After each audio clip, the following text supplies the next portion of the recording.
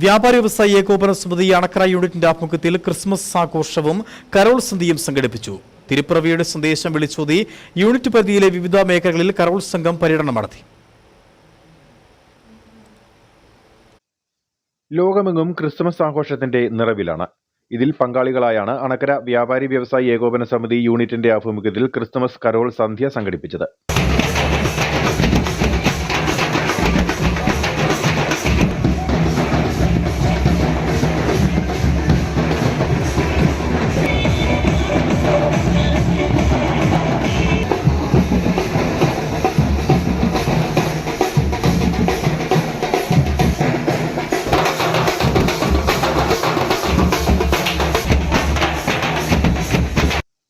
വനിതാ wing, youth wing തുടങ്ങിയ പോഷക സംഘടനകളുടെ സഹകരണത്തോടെയാണ് കുട്ടികൾ ഉൾപ്പെടെ 50ഓളം സാന്താക്ലോസ് വേഷധാരികൾ അണിനിരന്ന കരോൾ സന്ധ്യ നടത്തിയത്.